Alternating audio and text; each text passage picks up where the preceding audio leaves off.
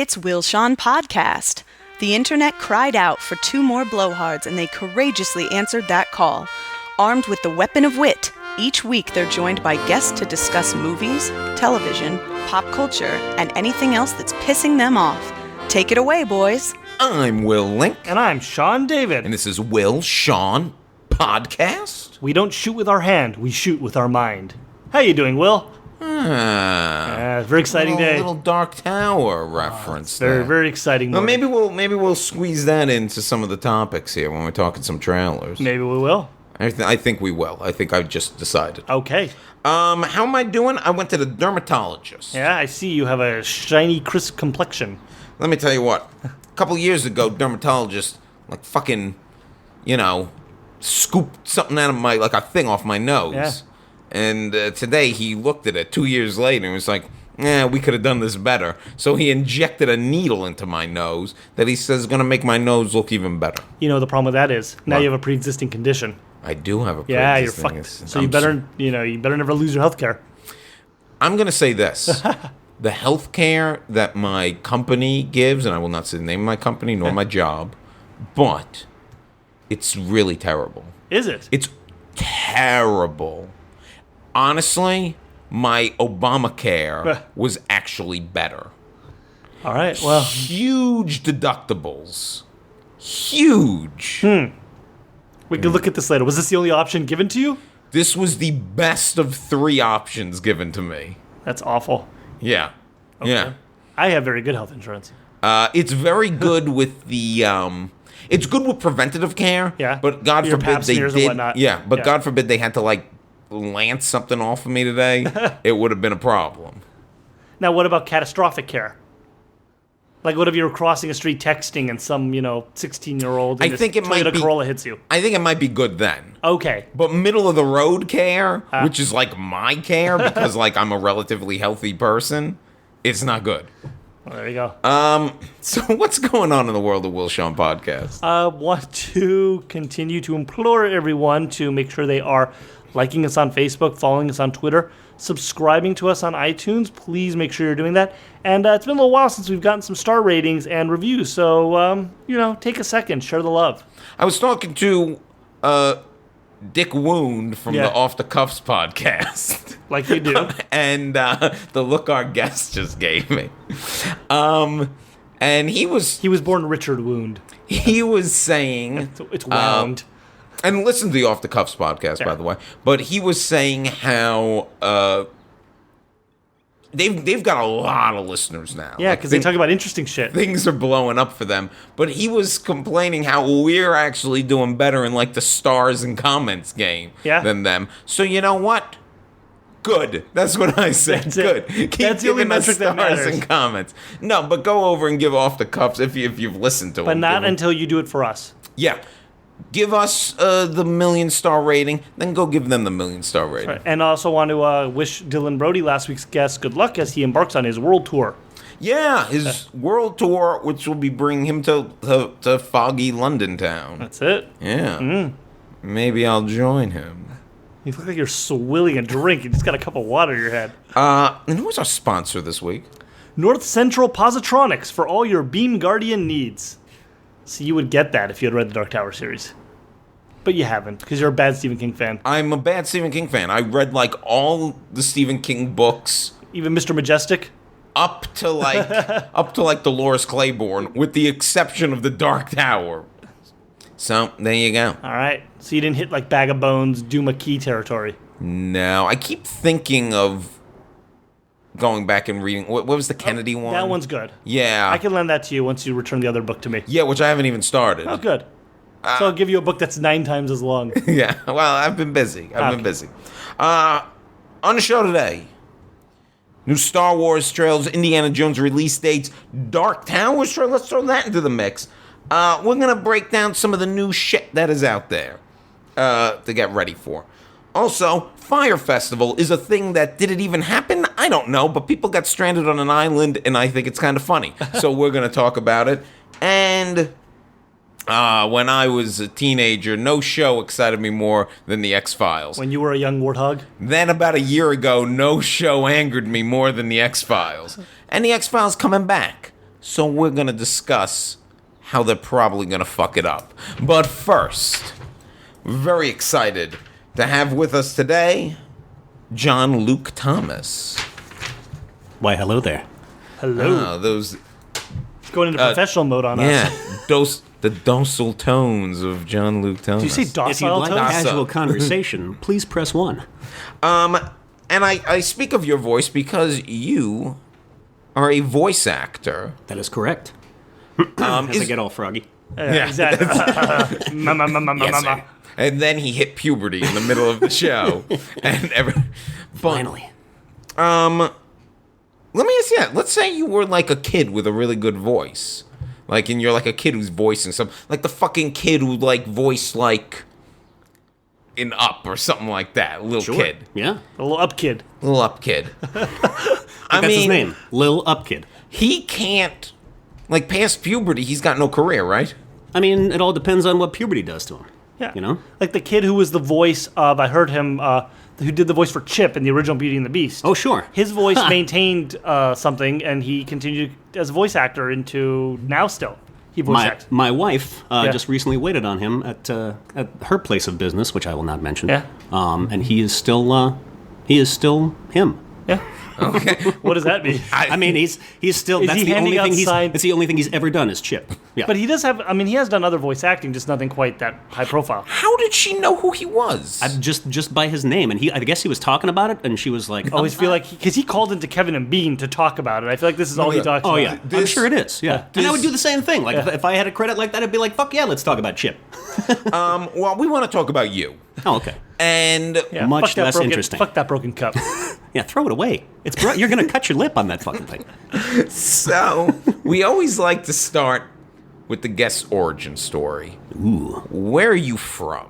I'm originally from a little town in New Hampshire called Peterborough, but I grew up mostly in Phoenix, Arizona. Okay. Okay. So at what point did you move to Phoenix? When I was 6 years old. So do you remember much about New Hampshire? Not a lot, but I mean, I would go back for summers, almost every summer up until high school. So Okay. yeah, it was still, I don't remember much from 6 and earlier, but obviously there's Summer memories spent there. wandering through quarries catching fireflies. You had Something a like that. Getting really stoned and wandering into a hornet's nest. The first 6 years of your life were very Rockwell-esque, I Oh guess. yeah, absolutely. So you went to Phoenix. Did you say Phoenix? I did say Phoenix. Okay. Believe me, I wish I hadn't, but go ahead. No, I love Phoenix. So you went to Phoenix. Do you like Phoenix? I mean, I love that I grew up there, and I love all the people that I still know there, but I don't think I would ever live Seems there. like a depressing city. I mean, it's kind of, there's just not a whole lot going on. It's a great place to raise a family, and if that was all I was going to do, then that's probably where I would be, but that's not all I want to do. Okay. So then at what point did you decide, this isn't all I want to do and I want to leave here? And how did you decide you wanted to get into voice acting? It was completely by accident and by happenstance. A friend of mine was working as an editor at a post house in Hollywood, and she was putting together a promo pitch for Family Guy for KTLA, I think. Okay. And we hung out all the time, and we'd get wasted together, and I would do bad impressions of Peter Griffin, and she'd be like, you should come in and lay this down for us. And I went in and did, and it was a blast, and I was like, oh, I think this is what I'm supposed to do with my life, Can you give us a bad impression of Peter Griffin? Am I putting you on the spot here? I always thought that dogs laid eggs. And I learned something today. That's pretty good. That's pretty good. It won me a bar trivia contest one night. By God. About dogs laying eggs. I had to eat 50 dog eggs. What was this? Shit, what's the Paul Newman movie? Cool Hand Luke. Thank you. So, I want to say Too Late. but it sounds like you. It's not right. It sounds like you were already in LA at that point. So I was, what brought yeah. you from Phoenix to LA, if not your beautiful voice? I did come out here thinking I was going to try to be an actor. It never really materialized. I mean, I auditioned for a couple things and took a couple classes, but I was Then you realized pretty you had much... a face for voiceover. Exactly. Yeah, I really kind of did. And liver for drinking. So that's what I spent the first few years I was out here doing. Did you so did you do much acting like Phoenix? Were like you like in high school plays and things like that? You know what? I didn't get into it until college. My college girlfriend had me audition for a one-act play that she was doing. What is this with women just handing you like breaks? I have no idea, but I hope it continues for the rest of my life. Will, you're hanging out with the wrong women. I know I'm hanging out with the wrong women. You gotta bring me to your women. Not your woman, but your women. Well, yeah, but okay. I tell you Does what, your woman I'll bring you to my woman if you bring us to your women. How about that? Okay, that's fine. You heard him say he hangs out with the wrong women. I don't know what pond you think you're going to be fishing in here. Well, as far as I know, Will hangs out with dominatrices. So It's true. It's true. Hey, you want to meet some dominatrices? You're welcome to. I got the terminology down already. Now, so you do this, you lay down this Peter Griffin thing. So what happened after that? What was the next job? What was the next break? I just started, it didn't happen for a while because I was just taking classes and learning how to actually do it and, getting better at it. And, over the course of the 10 years that I've been doing it now, like just little by little, I would get these little nuggets. So at a certain point, do you get an agent? You put a reel together? Exactly. Okay. Yeah. After classes, I would say, classes, demo, agent kind of seems to be the 1, 2, 3. If you could boil it down to be that easy. Now, what female in your life put you in touch with the agent that then signed you? Actually, I put myself in touch with... Oh, no, that's not true. There's a woman named Mary Lynn Wisner, who's a fantastic casting director and coach who has all these Meet the Pros nights. Okay. And Meet the Agent nights. And, it's basically... it's a paid audition. Okay. You pay $85 to go in and read for an agent. And, yeah. And mine, when I read for her, she handed me her business card as I walked out the door. So I was like, oh, I think that went well. So what was the next gig you had after that then? What was since I've been with her, that's Michaela at Solid Talent, who's amazing. And since I've been with her, things have been really great. I just did a San Diego Zoo radio spot a little while back, which was a lot of fun. And I love the zoo. Just booked my very first animated series, which I'm super excited about. I know you can't go into too much details about that. That is correct. I've signed away all bragging rights for probably a year at least. So you can't really talk about this. Can you talk about what the audition process for that was like? Can you give us a little bit of that at least? Well, the audition process for me is all from home. I have a booth at home. I record from home. It's literally working in your underwear. Exactly. Yeah. I never go anywhere. I live in my pajamas. I'm a horrible slob of a human being. So the first audition was just via email, and then I got a call back, and I was like, oh, sweet. This doesn't happen very often. So I was sure I wasn't going to get it. And I decided just to have fun with it, I was like, well, probably not going to book this, so might as well enjoy this part. But at that point, you had to go in. I had to go in, yeah. I met with the creator and executive producer and was reading for, the biggies. Now, but it was all sides, or did they throw stuff at you, or there was no improv element to it, was there? There was a little bit. There were sides, but then they really encouraged improv. They wanted to see, what I could do in my range. There's a lot of the cool thing about this show. One of the cool things about this show is that there's lots of little ancillary characters that I get to do. It's not just one character. And so you are additional voices. Exactly. Yes. Yeah. And so, I get to play around with that a ton, and it's a blast. Oh, that's great. Yeah. So, additional voices, they could take any of those characters anywhere. Absolutely. And I hope they take them all to their own series. So you're doing a lot of different voices, a lot of different, different and unique is the same word. I was about to say a lot of different unique voices. Unlike those words, which are the same. Unfortunately, you can't edit yourself in real time.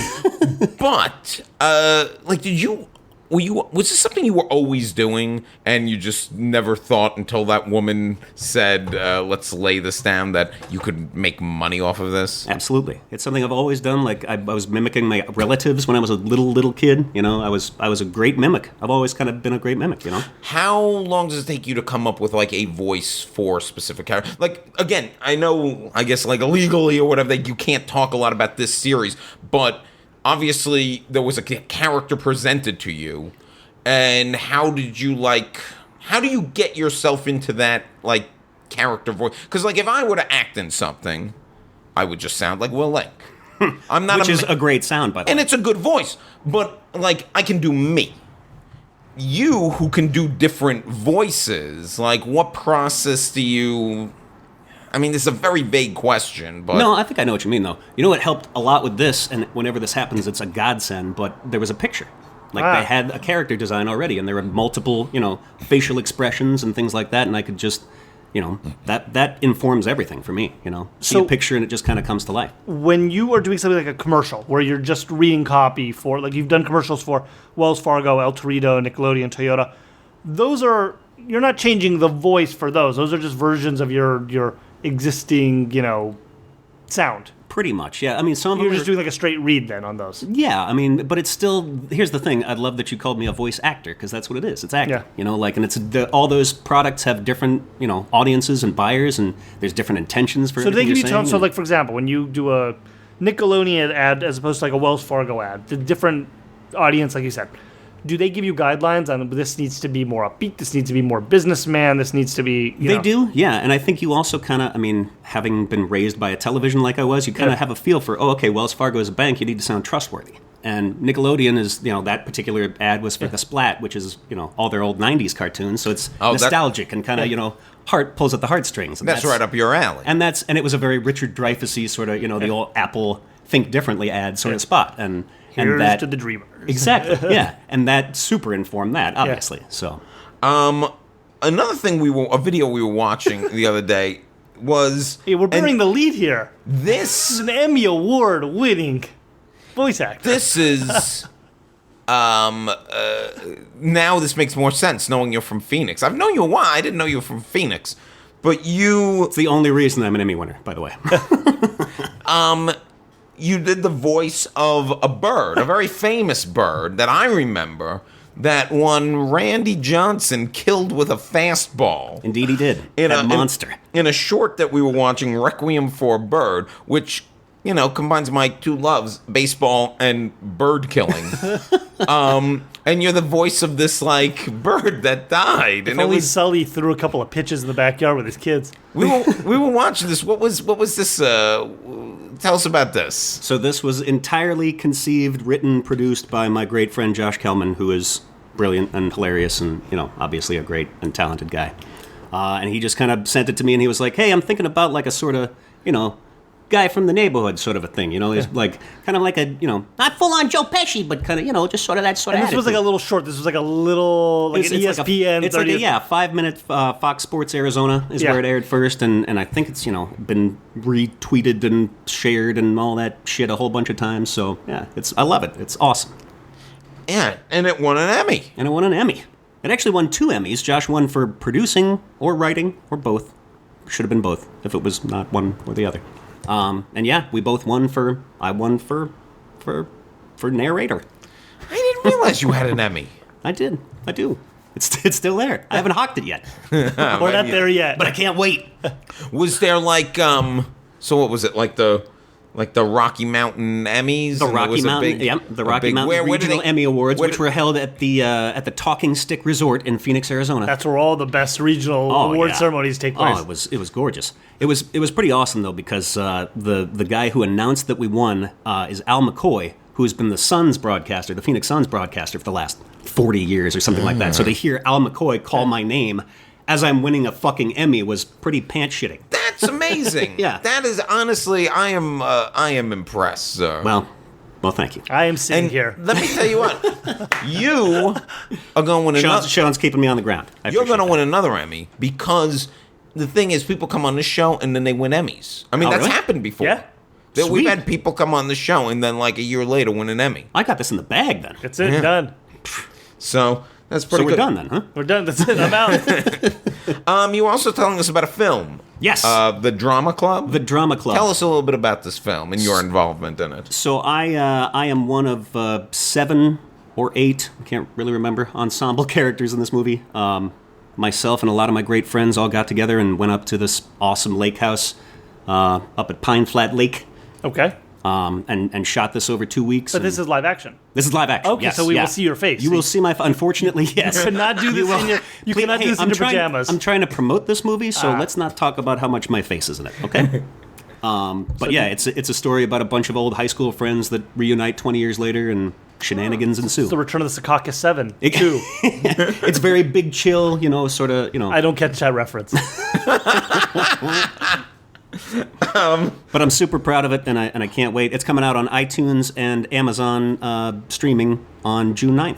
Awesome. Oh, that's fantastic. Yeah. So look for that, The Drama Club. The Drama Club.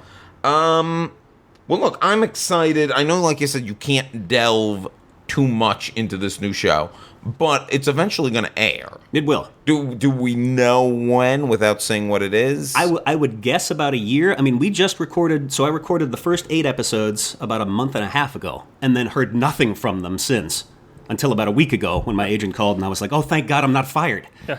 But, yeah, we go back into the studio next week, and then I'm hoping we'll bang. There's supposed to be 26 episodes in the first season, so. Well, let me ask you this. When it does come out in like a year, and we can actually talk about it, will you come back and talk about your many characters? Absolutely not. Oh, fair There enough. we go. It's our first wait. Well, listen, at that point, he's going to be a big Emmy winner. He's got no time for our shit. If I win an Emmy for this show, then I'll come back. But if not, I will blame you forever But only for so not winning. Only he can take a photo of us with the Emmy. He's not recording an episode. Yeah. One last question before we move on. You you did that great Peter Griffin before. You obviously do a lot of voices. I mean, do you have like a favorite voice, like a favorite character that you... I know you're a big Muppet guy. I love them. Yeah, I mean, those guys... I mean, they got to be a big inspiration. a huge inspiration. Yeah, totally. I did you guys are familiar with Nerd Night at all? Have you heard of Nerd Night? You know about Nerd Night. Do No? I know about Nerd Night? Don't look at me. I should. I'm wearing a button-down You're shirt. wearing glasses, for God's sakes. It's this thing that they put on at Busby's East, or Busby's West now, maybe. Is it Once a month, and it's like, weird presentations that people give about random stuff, and I gave one about the Muppet performers about When 6 was months ago. this? Why didn't you tell me these things? I swear I told you. That's why I thought you knew about it. No. When would you have told me? Before it happened, I hope. Otherwise, I'm a real asshole. You gotta, next time you do something like this, Maybe he put it tell on me. Facebook and you didn't see it. Because I'm not on Facebook. Oh, that's true. You should email me. Yeah, it's not going to happen. I want to go support these things. But, okay, so Muppets, I mean, when you did this presentation, did you do Muppet voices? Oh, sure. I can't help but break into them. You know, it's like, Fozzie is probably my favorite Muppet, and it's like, I want to do, my wife and I have been talking about doing Glenn Fozzie, Glenn Ross, which is the opening monologue from the movie. Yeah. Alec Baldwin's monologue. Put that coffee down. Coffee is for closers only. Thank you. That is fucking great. And that's why we had you on the show. Dance, monkey. I think the Jim Henson Company may have a few things to say about that. Yeah, we're going to get sued now. Especially now that they're Disney-owned. Yeah. So before we move on to the topics, where can the people find out more about you? Well, I'm glad you asked, Will. They can find out more about me at jonlukethomas.com. That's Jon LukeThomas.com. And when the show is up and the movie, is there going to be information about that on the website? 10,000%. So just go to his website every day. And if you are a good listener of the podcast, you've already been to his website because we have a link to it up on our Facebook page. Yes, John, I am not on Facebook, but Will Sean Podcast is. Well, what does that say about you, then? It means that he's a man that doesn't want to be inundated with fake news by his extended family members. That's right, fake news. My extended family is fairly reasonable. Why you give me that look? I know what parts of the world they live in. Yeah. They live in New York, a very liberal place. Anyway. You need to have a voiceover career, Will. Seriously. That voice is butter. Look at this. Make it happen. He's got to introduce you to a girl that he knows and knows a person. Introduce me to a girl, and then I'll sleep with her and ruin everything. Perfect. I would do that. I would ruin my career that way. I'm just looking for a bridge to burn. Just a match looking for a bridge to burn. That's it. So, you're wearing a Star Wars t-shirt. Indeed I am. A day too early, Yeah. I might add. Oh, sorry. Because Get out. I don't plan on changing it tomorrow. Does that work? we've already established that Well, you we know live in tomorrow's an Philly. office day, so who needs totally. it? It's day 4 anyway. So there's been big Star Wars news. We didn't talk about it last week because I had a feeling Dylan Brody wasn't a big Star Wars guy. I mean, he might like it. I don't know. He does seem to maybe be at one with the To be Force. fair, he wears a vest and a pocket watch most times. I found it very exciting. So we haven't had a chance to talk about The Last Jedi. Last trailer. Jedi.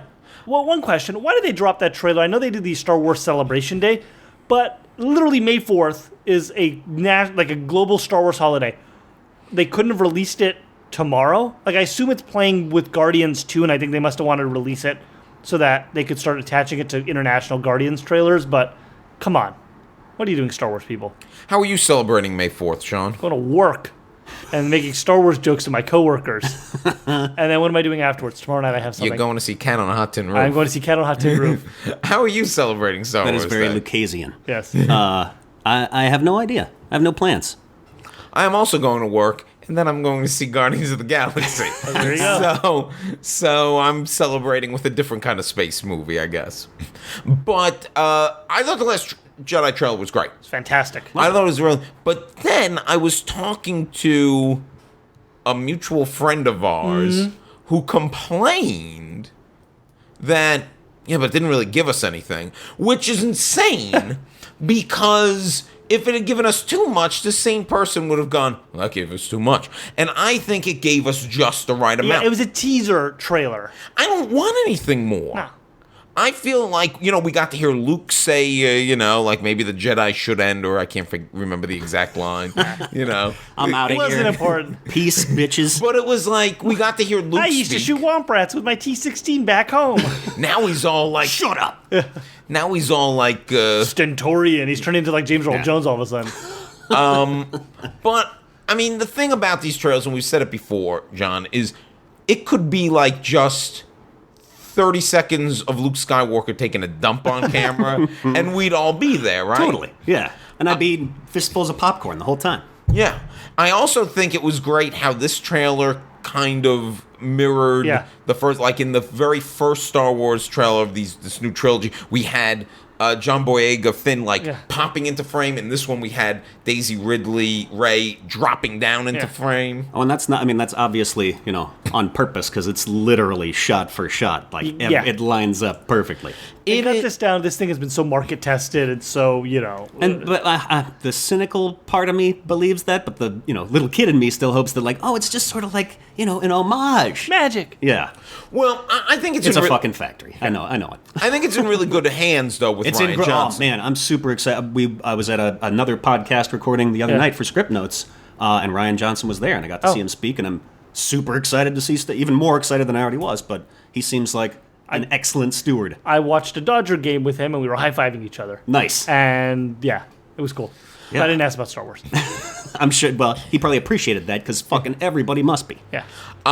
He's the perfect choice, because I think he's definitely his own filmmaker. Like, he definitely has a unique vision, but he also has a sense of how these things like of Star Wars and Star Wars history, which is great between J.J. Abrams and now him. Those prequels, the problem with them was we were people who grew up on Star Wars and wanted to see it, and then George Lucas, made a movie that really wasn't for us in a lot of ways. I'm gonna refer your listeners now to the Red Letter Media reviews of the Star Wars prequels. Are those the long? Are those the full length? Oh yeah. I've seen some of them. It's fantastic. Where they do essentially it's almost like a commentary track that runs the length of the movie. He breaks down exactly why it sucks, and it's for so many more reasons than just that. Yeah, but I mean, but that's something that I think is interesting though, because now it's like the people who were burned by the prequels are making the movie. Well, that's the other thing also is that JJ, whatever your thoughts are on Force Awakens,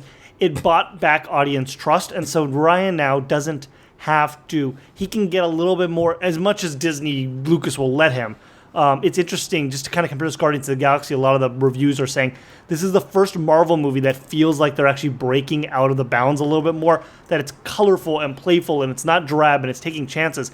But Marvel had to get to this is the 15th Marvel movie before they even felt comfortable enough that they've established enough audience trust that they can kind of let loose a bit. And same thing we're seeing with Thor Ragnarok, Well, Thor Ragnarok looks like it's going to be a ton of fun. It does. But with Guardians, I feel, and maybe Thor also can get away with it a little bit more. Because it's the space, Yeah. Like, Guardians is like the weirdo space movie of this Marvel universe, which is going to be very interesting. The Captain America is the punching in an Atlanta parking lot movie. Yeah.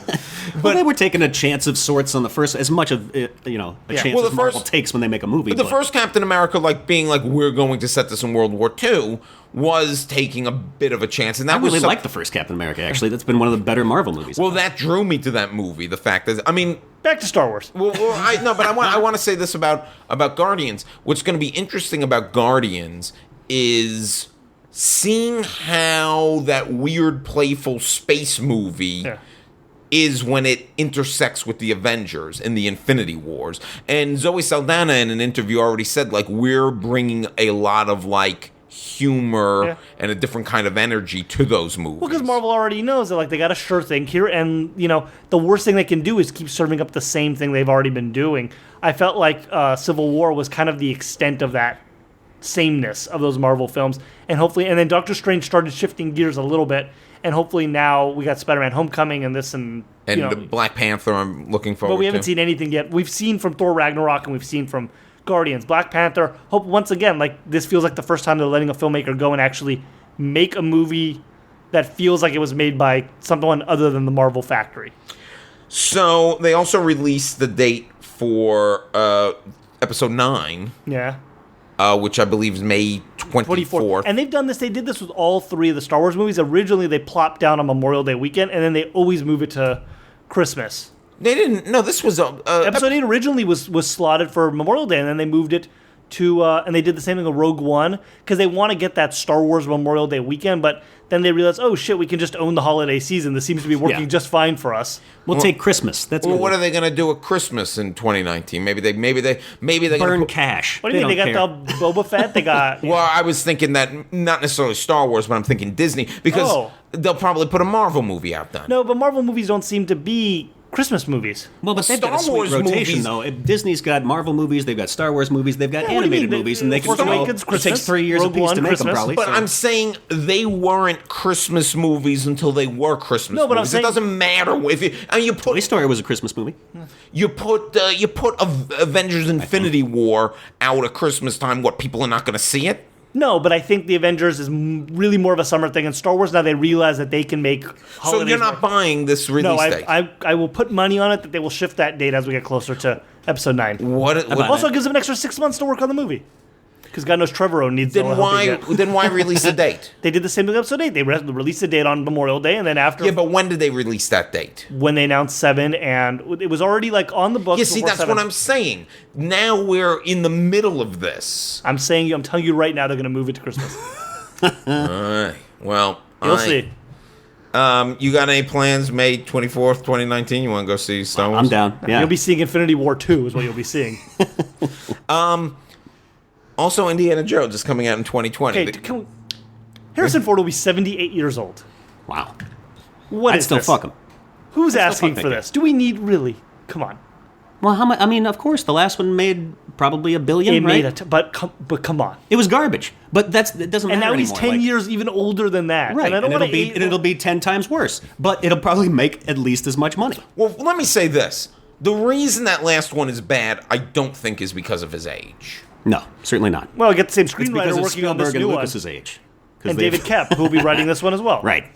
Well, Actually, Spielberg can still make good movies. I take that back, Steve. what is I know he's World listening. War II.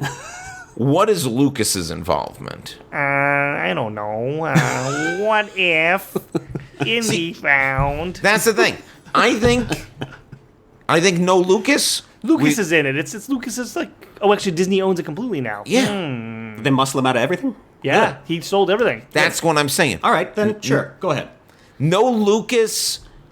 No cry. I think they could, darling, don't make no shit. I think they can redeem themselves. 78-year-old. And so are they going to retcon Mutt out of episode 4? Yeah. Is he going to find that he has a daughter? That'd be... Yeah, Mudd is out. The whole family's out. They're dead. I want them all. No, I want them I dead. actually want Shia LaBeouf back. What if Sean I'll Connery... go see that movie. What if 95-year-old Sean Connery is still alive? Can Oh, we- yeah. I want to see Sean Connery beat the shit out of Shia LaBeouf. That's what Indiana Come Jones here, 6 you should little be. shit. That's. gonna beat your fucking ass. The dog was a mutt. I mean, if it comes to that, that'd be great. We'd all love to see that. I don't know. Here, I'm calling it now. Indiana Jones, turns out, had a long-lost younger brother who is, wait for it, Colin Firth. Ooh. And he's got a speech impediment. But we all think there's going to be a young Indiana Jones. Not a young, but like a surrogate character. They Like, tried that. I was with down.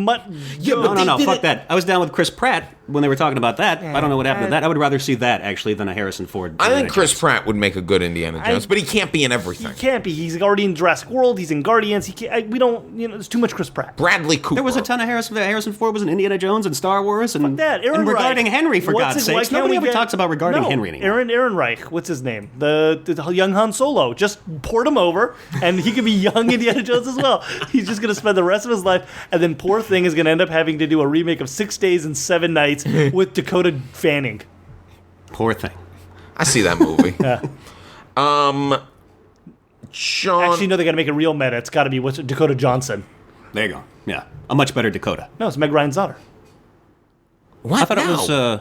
Wait, She's who's Meg Melanie Ryan's daughter? Griffith's Melanie Griffith's daughter. daughter. Never Yeah. mind. Who's Meg Ryan's daughter? I don't know, I don't some know, some normal dog. person. Jack Ryan.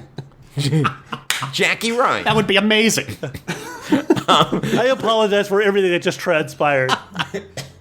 Listen, we all know the new Indiana Jones is going to be Idris Elba. Okay, but here's the thing. I would love that. That'd be awesome. Let me ask this real fast, though. Yeah. You're, John, you're Mhm. obviously, I should be in voiceover. You're obviously going to see the new Indiana Jones in 2020. They already have my money. Just don't piss in my face. That's all I ask. So you don't weren't- piss in my face. You weren't burned so bad by Crystal Skull that you're saying never again.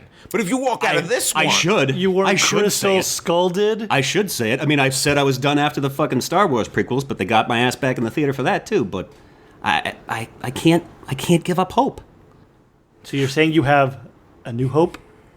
But here's the I thing. am saying that. I would rewatch those Star Wars prequels. I own them on DVD. I would not. I can. I would not. I don't think they're nearly as bad as Crystal Skull. Here you go. I believe it's TBS that tomorrow is having the May the 4th marathon of all the Star Wars. Yeah, put your money movies. where your mouth is. You know what? I will watch That's them it. again. I'll be here at 11 a.m. I for will Attack watch of them again. Clones. And I will try my hardest not to hate them. But they're fucking terrible. I hate sand. It's so sandy. Yeah. Attack of the Clones is the worst one. I actually like that one quite a bit. And Attack of the Clones is one of John Williams' best soundtracks. Fight me. Attack of the Clones. It's a weird middle movie. Yeah. There's Yeah. You nothing. cannot compare Attack of the Clones to Empire Strikes Back. And I as far cannot, as and I have seconds in not. the series. Come on. There's okay. It doesn't. Okay, Phantom Menace has a lot of problems, but there's It has nothing. nothing but problems. There's nothing as good in Attack of the Clones as the lightsaber duel in Phantom Menace, which Right. is a legit but I think good Attack of the Clones is actually a visually stunning movie. I think it's The, actually a the beautiful General movie. Grievous lightsaber battle, I think, is kind of badass. That's in the third one. That's in the. No, there's the one at the end of when they're on the rocky gladiator planet. No, but he said General Grievous, and Grievous is until. Oh, it's You're what's right. his That's name? the opening of Sith. Sorry. Yeah, that's the no, opening of it's what's his face? It's Christopher Count Lee. It's someone in the 80s. Yeah. With lightsaber. the man with the golden gun. Okay, real fast. Dark Tower, you were excited about that. Did you want to say anything about it? Yeah, it looks like. Because I never read the book, so I didn't know it what looks to like make this of the is trailer. a strange adaptation of the Gunslinger Book 1 and a portion of Book 2, The Drawing of the Three. And what I'm really hoping is that they don't try to make this a one and done, and that this introduces us to the world, gives us almost like the initial adventure, and then expands out into a series of films or into some sort of limited series, because this story has so much potential, and the world and the universe. They could conceivably, there's callbacks to It already in the trailer, and if this It movie is good, if they had been smart, they would have taken the Stephen King expanded universe and found a way to turn this into like a DC type thing with the Dark Tower, the same way Stephen King did, make the Dark Tower the linchpin, and then spun a couple of movies. You could have done a new version of The Shining. You could have done a new version of The Dead Zone. You could have done new versions of classic Stephen King movies, all had them somehow tie into Dark Tower and use that as like the runner.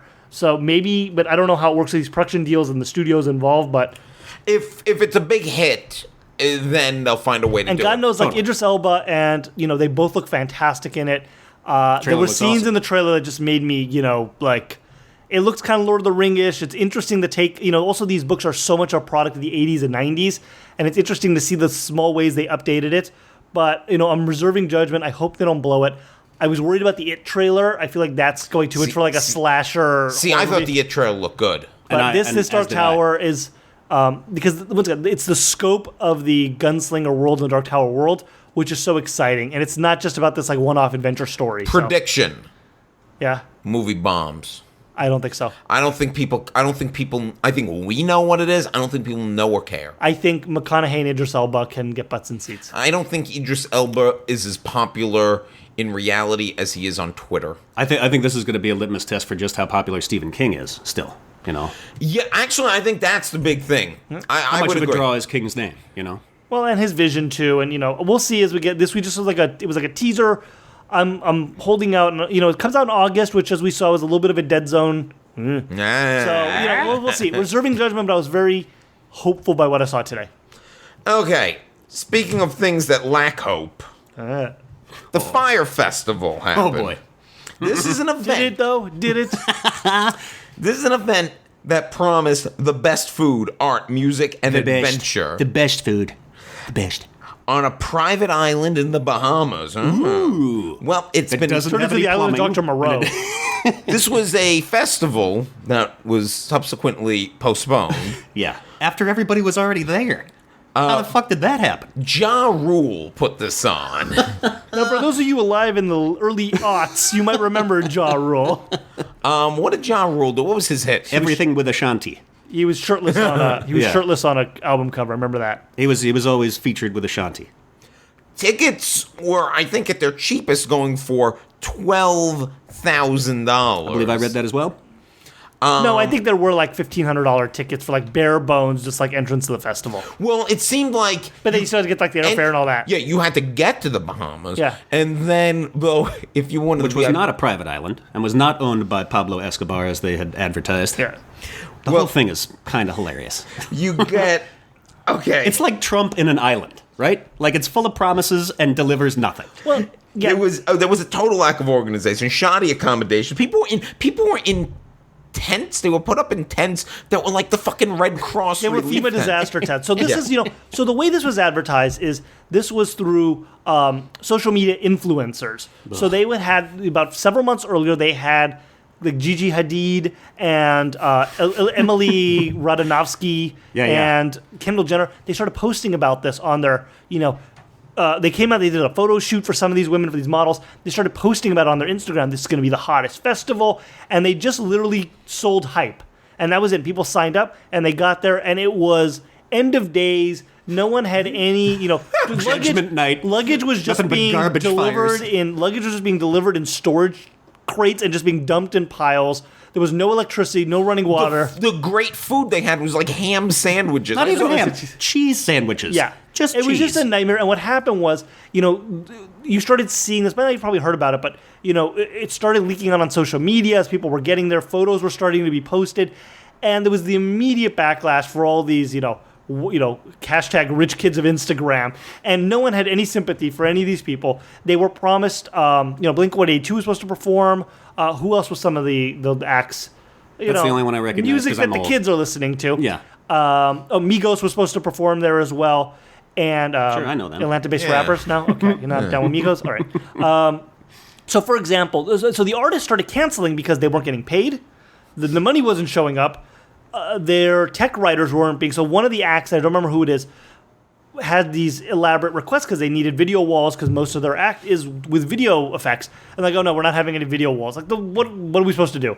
Like, we're not going to go if you're not going to have video walls.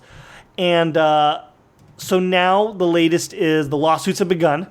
They're establishing a class action lawsuit. They're suing, and Ja Rule immediately tweets, "I'm so sorry, this wasn't my fault. Worst day of my life." The man behind this, the person behind Ja Rule, who was the the business guy who I guess talked him into this, his most previous venture had been a credit card for millennials, which was supposed to be like a concierge Amex for wealthy millennials that would get you into all the hottest spots and this and that also went under. So it sounds like a case of it sounds like a case of a fast talking huckster who managed to kind of talk Ja Rule into this, and they did all the right things, but the question is, was there actually any festival behind this? And I heard Harvey Levin from TMZ talking about this, and his theory right now is that that this was a scam from the beginning. In which case, how did these people even plan to get away with it? Like, what was the exit strategy once you had these people flying to the Bahamas? You know? They were, I mean, what did they think was going to happen? I think it's much more likely that they all just panicked and like they didn't know what to do and they just kind of buried their heads in the sand and hoped against hope that it would blow over somehow in the giant storm that came in the morning knew of the enough to festival. get the disaster relief tents there. Yeah. And I guess this was all on a beach that is behind a Sandals resort, and this is where like the cargo ships pull up to unload and like dock. You know what I And like? dump all their toilets. Yeah. You know what? You know what I like about your theory, John? It's very Muppets in a way because it's very. I relate everything back to the Muppets. Well, no, because it's very much like, well, everyone's here. Like maybe we'll put on a show and we'll save the festival. we can still do it, everybody. It's Judy Garland and Mickey Rooney, you know? Yeah, it's like we're gonna save. Like I could see Kermit putting together. Like, no, we got to do this. Yeah. And, like Ja rules the Kermit in this One's situation. for Ja. Yeah. I mean, that's gonna seem. Well, so now they're saying that they can go after these, you know, like Kylie Jenner and, because when you do advertisements on Instagram, according to the FTC, Federal Trade Commission, you have to put a hashtag that specifies that this is an ad, and they didn't do that on these posts. And immediately many of these influencers started deleting the posts when shit started hitting the fan, but not all of them did right away. And so the class action lawsuit is targeting them as well, so they could be subject potentially to, hundreds of millions of dollars worth of liability. If I was one of their scumbag lawyers, I would be like, FTC let them get away with it for this long. Like everybody knows influencers means they're fucking hawking shit, right? Yeah. Like that's why they're influencers, because they're influencing to buy their stuff. To be fair, we all wish we were social media Please, God. influencers. Please and pay we me to get just paid. sell stuff. But Gargaros is the one the attorney that has been retained for this, and he was the guy that who was it? Some high profile sleazeball case that he was behind. He's one of these attorneys. So we look forward to follow. Oh, and so many of the participants in this year's Fyre Festival were offered passes to come to next year's Fyre Festival for free. Will, if you found yourself stranded in a Hunger Games-esque hellscape in the Bahamas, return? would you return next year? Would you return to catch fire? Yeah. I might. You know what? If I was, It looked like the arena from the second movie. Look, the odds of me going to any music festival are slim to none. Particularly one on on a beach I'm not on its first year, an inaugural fire. They're giant douche parades. Yeah. Now, have you been ever to like a Coachella? I went to Coachella. I got to do a voiceover gig at Coachella once, and it was awesome. I had a blast. We saw AC/DC. We saw a bunch of cool bands, but most of the people were just, you really wanted to punch them in the face. Yeah, I couldn't deal with the people. You know how I could do Coachella? If someone if I was brought there, In a I very VIP comfortably gun, yeah. watched the show, and then I was brought to some hotel to sleep in or something like that. I could not. We were not brought back and forth, but that's exactly how my wife did it. Yeah. Yeah, that's Where they just my say, wife and pack a I bag, bring stuff, show up here, we've got everything This handled. Fyre Fest sounds like such a nightmare. You would have been better off going to the gathering of the Juggalos. I love it. Some of these videos that have popped up on social media were the Instagram and Snapchat recordings of everyone on the planes, woo, going to Fyre Festival, and all these douchebags, and it's like the, how whenever there's a tragedy and they're always footage found from the team moments before the plane went down. That's the kind of stuff where it's oh, you poor souls, you don't know what lies in your future. That's sort of the reaction that you're viewing this now through the hindsight of history. But since nobody died, it's just kind of funny. Well, And they could stand to, make a lot of money, I guess. there you Yeah, go. all these people. I mean, they're all going to get. Would their you money. have suffered through Fyre Festival if you knew there may be a payday for you in the future? How much of a payday? At 100 least, million okay, bucks, right? No, Wasn't let's that one say of it the suits? cost you. Let's say you paid $5,000. You knew you were going to get at least $50,000 for suffering through 3 days of probably not the end of the world, but just this isn't fun. Okay, if you told And me, you knew you'd have stories, if you told me I'm going to get $50,000, and you'll survive, and you got to eat some cheese on bread, I guess I could do that. and you got to poop in a sand hole. I mean, I'm already doing that. You Might do, as well get paid for it. you do that, John, for $50,000? Okay, so I pay $5,000 now to go to a not music festival, and then how long is this going to take? Let's say you know you'd be fine in 3 to 4 days. You'd be back home. And obviously, And if I'm you- and spending it'd be- $5,000, I'm And it'd be an a shitty, asshole anyway. And So say it'd be a shitty 3 to 4 days, but you'd survive and make it home. right. Yeah, it'd be down 100%. Honestly, I would much rather go to that festival and it devolve into chaos like this than have to go and listen to Ja Rule perform. I think you had the best idea, and we should all go see Insane Clown Posse. Let's all go. Let's go to the Gathering of the Juggalos. Let's do a... You look at me. How long do you think I'd last in Gathering of the Juggalos? Let's go and we'll do the podcast from there. Live from Juggalo City. I've known Juggalos. Okay, because you're from Long Island. Of course you do. I knew there was a girl who worked in the mall. She was a juggalo, and her boyfriend was a juggalo. And there was this other She had a job? Yeah. Yeah, a mall job. Okay. She worked at Torrid, which was the version of Hot Topic for heavyset girls. Lane Bryant? Hot Topic? Yeah. Oh, that's great, actually. So when you I like that. when you need a spike-studded vest with an elastic. But now why make a whole separate store for it, though? Like, just put it all together. Like, Hot Topic should have sizes for all. Just hotter topics. They should also have Fat Topic. We should stop fat shaming. This is inappropriate. This girl actually wasn't that big. She was kind of cute, but except she was a juggalo. That was Did the you call worst her a thing chubbalo? she had I going said for her. juggalo. All right, now moving on. So Fyre Fest, yay, nay. Yeah, fuck it, I'd do it. All right. Yeah, we're all going. Just for the story, you know? And now, have there been any catching fire FYRE memes? I'm sure they've been going around. Oh, I haven't seen any. any. Okay. You're getting on that I'm gonna tonight. check that. shit. Yeah. So, it was announced last week that beloved 90s drama, The X-Files, was coming back to TV for a second limited run. Now, last year, they did this. It was greeted with enthusiasm. Hell, I couldn't wait for 6 more hours to spend with Agents Mulder and Scully, and of course, A.D. Skinner and the cigarette-smoking man. What I received was one brilliantly great episode that echoed the old X-Files, one decent episode, and 3 confusing pieces of crap, including a totally incomprehensible finale. In general, I'm pretty forgiving about finales because I know they are impossible orders to fill. But the original X-Files finale was fucking awful, and the second attempt was somehow worse. You have a chance to go back and fix it, somehow you've made it worse. Now Fox is going back to the well for an 11th official season and a second reboot with 10 new episodes. Why? Well, clearly, so they can fuck up the finale for a third time.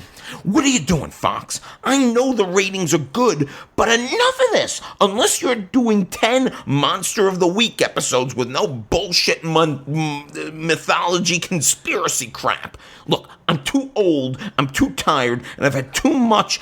I have no time to watch this shit.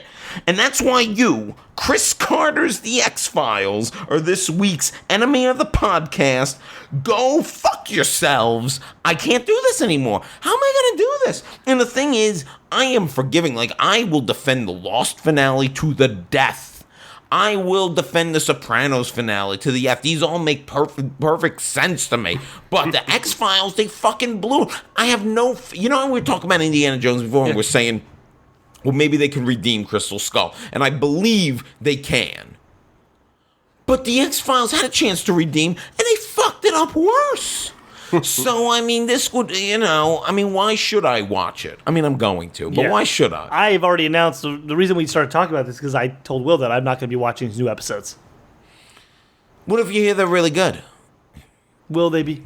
Well, there's a rumor that I believe you told me. Yeah. That is correct. That Chris Carter is not going to be as involved, that it's going to be run by Glenn Morgan, who's somebody who I know from personal experience, knows what he's doing. I don't know. Maybe. Do I have Have to you think blown about... Glenn Morgan? What was that? Have you blown Glenn Morgan? I've interviewed him before, Oh, and he's a really great guy. And I blew him. Do I need to worry about I this get blown now? after this? Now? Yeah, do I need to worry about the X-Files thing No, we now? can do Can it I after the decide show. when it comes out? Not No. you blowing Glenn Morgan. That's immaterial. We're going to have this discussion again. When it Yeah, we gets are. closer to the date. Yeah. Now, I'm just going to continue this other conversation with you that you don't know you're having. So it's John, were you an X-Files fan? I was not. I never really got into it, so I have no opinion on this. When I picked this as a topic, I figured which is rare. John must be an X-Files fan because it seem like something in your wheelhouse? I mean, what I know about it does, the cigarette smoking man. There's 10 seasons. You can catch up.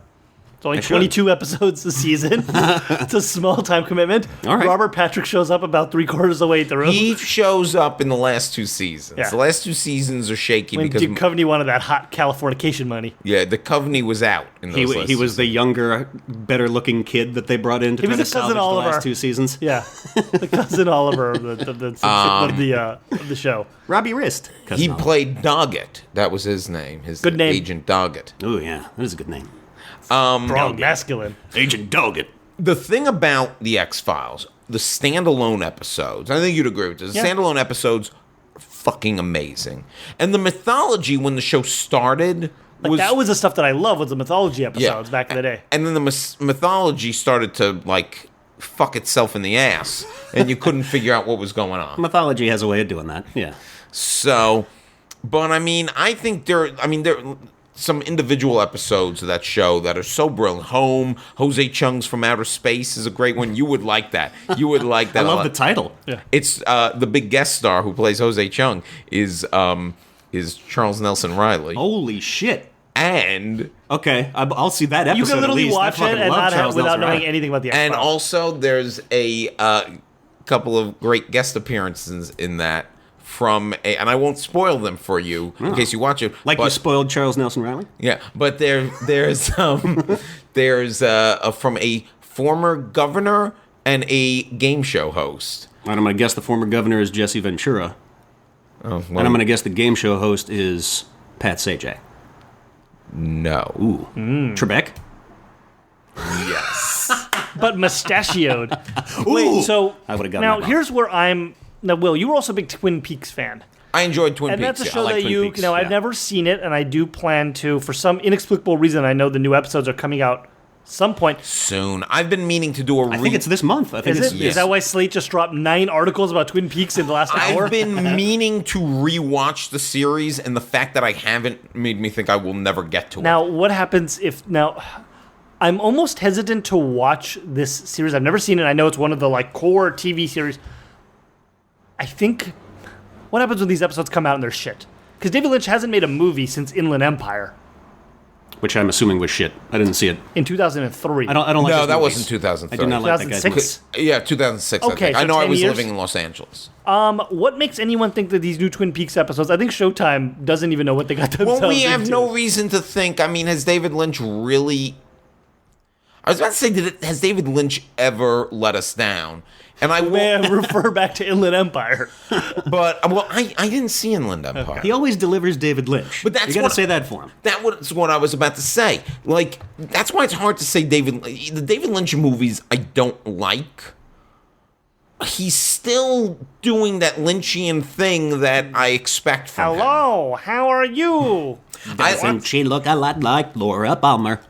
I like I like when David Lynch would be weatherman, doing yeah. the weather, where it's like, good morning, it's 78 degrees in Los Angeles. Like he had a website where every day he did the weather. He has a bit part in the original Twin Peaks. I'm Yeah. assuming he'll come back as well. So Yeah, he's great. Oh, he is, because I've seen a photo of him in character. I guess I need to Gordon watch gear? this, don't I?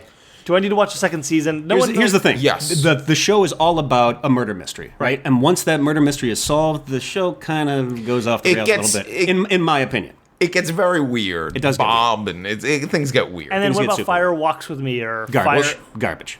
Total garbage. That's the prequel. You watch that after you see the series. And then it makes you hate the series a little bit more. So don't watch it. Definitely watch it up until the reveal. It's look, I'm a completist, so I say if you watch season 1 of Twin How many Peaks, episodes are we talking about here? I think it's only. I don't think it's even a full 24 total. It might be in the 20s. Because I think the first season was started in the winter or whatever. And, Okay. So we may used to only call be- a mid-season replacement. There's the fancy term that you Hollywood types You know what's so interesting? I was thinking about Mulholland Drive, which I think is Lynch's best work. up there with Blue Velvet. I think it's better than Blue Velvet. It's my favorite to masturbate to. So Well, better nudity. Not an eraser head. Less slappy. So, Mulholland Drive was originally conceived as a TV show. Yeah. And because, for probably good reason, no one at the time, no network would be like, we can't put this on the air. What the fuck is this? They changed it, turned it into a feature. Added nudity. And it's why you also have these weird, like, things that show up early in Mulholland Drive, like this guy with this book that he comes to, which Lynch didn't cut out, or like Robert Forster appears for one scene. Like, these are supposed Don't to be... forget your boy Justin Theroux. Well, he's in it throughout. Yeah. But they have, like, there was clearly these things that were set up for a series. It occurs to me, if Lynch had made Mulholland Drive now, it would have went to series. Because somebody would have, Netflix or Showtime or Hulu or somebody would have just been like... Take our money. Yeah. And now that's why Twin Peaks is coming back. And I think it's interesting that Lynch is going back to Twin Peaks rather than, like, create another crazy new... Well, I think, thing. like, saying Twin Peaks, I think Showtime was just like, here's the money. Go do what you want. And he's like, it's going to be 8 episodes. It's going to be 18 episodes. I think when David Niven, the head of Showtime, was up at the upfronts this past season, you know, talking to all the to the critics and stuff, it was either the TCAs or the upfronts, and he was like, yeah, it's going to be a number of episodes. Like, at that point, I still think he had no idea what he was in for. Well, Lynch wrote and directed them all. Which originally he wasn't going to. That's not true. Yeah. He originally wasn't supposed to. No. Not all the the original, upcoming ones. The upcoming Oh, ones. okay. The new ones. But you think it's That going to could be be weird interesting. seeing all these characters 25 years older? Could it be Is like... Mark Frost back? Do you know? Is he with him again? I feel like he's at least half of I don't- what made that show great. I was Mark don't Frost, know. He was the twin to his Yeah, Yeah, exactly. I don't know if he's back with Well, if it was only there was an Internet Movie Database where one could Yeah. check. But the point is, The fire walks with all of us. you know, I actually think this whole 25 years later thing could... Lynch is the kind of filmmaker who could make that play into the world in a really interesting, meaningful so it doesn't way. just feel like It creepy could and work. weird and like a rehash of something you used to love. It could work. If he does it well, it could work. It's not totally ham-handed. Listen, I would rather speak authoritatively about something I know nothing about than agree with your more influenced and knowledgeable assessments. I'm Excellent. still debating whether I need to rewatch the whole series before I come to this, because it's been a long time. There are a lot of... I mean, I know who killed Laura Palmer. I remember that. But well, you gonna watch it? It was Robert Palmer. Yeah. Because she was simply irresistible. I always like to end on a weird note. That wasn't weird enough for you? Yeah, it wasn't. That was just bad. Oh, this guy.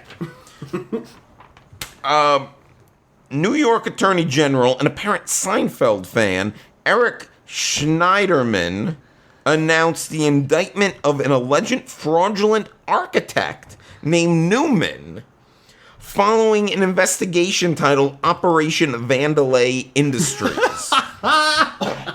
Paul J. Newman, president of Cohesion Studio, is accused of pretending to be a registered architect and collecting $200,000 for rendering fraudulent services. This is an amazing story. I gotta find this and set. My buddy Chris Ciccarelli loves Seinfeld. He will appreciate this so much. This is fantastic. We saw this story. Yeah, and Seinfeld. I just finished reading Seinfeldia, which is a book about... It actually is a really good book about the writer's room at Seinfeld, but it also is about how Seinfeld affected our culture, and for some reason, like, to this day, like, we haven't shaken it. Like, it's still affecting our culture. Like, the things that are talked about in Seinfeld still permeate More the so than culture. something like Friends. You know? Yes, that it had a much bigger effect. And that also, you know, Seinfeld, the book also makes the argument that Seinfeld was the beginning of this peak TV because it was the first. And actually, they actually mentioned Twin Peaks being kind of Twin Peaks part of that TV? too. Because it was... Seinfeld, So proud of myself. Rocka. what we take for granted now, and what I guess millennials will never understand, is With their internet phones and their U-chats. just how unique Seinfeld was at the time. There was never a show about that with the mandate of, like, no learning. No And- hugging, no hugging, no lessons. no learning. changing, no arcs. Yeah. You're Yeah. the same asshole at the beginning that you are at the end. And Well, which is interesting because, you know, the thing with sitcom shows is that television operates in stasis, so like you need to reset the world at the end of each episode. True. But sitcoms did that with heart, and everyone comes back to each other. Seinfeld was basically doing the same thing, no changing, but they were so much more cynical about it. Well, there were no lessons learned. Yeah. Right? There was always the dad talk at the end of the, The Danny Tanner moment. Exactly.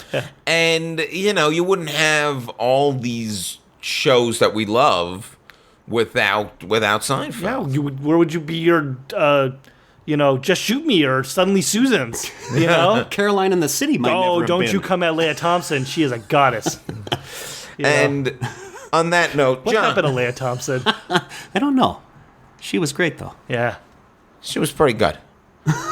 Pretty Back to the good. Future. She just did an interview on a Lorraine Baines McFly you're talking about. Watch your podcast, mouth. a podcast I enjoy called 80s All Over.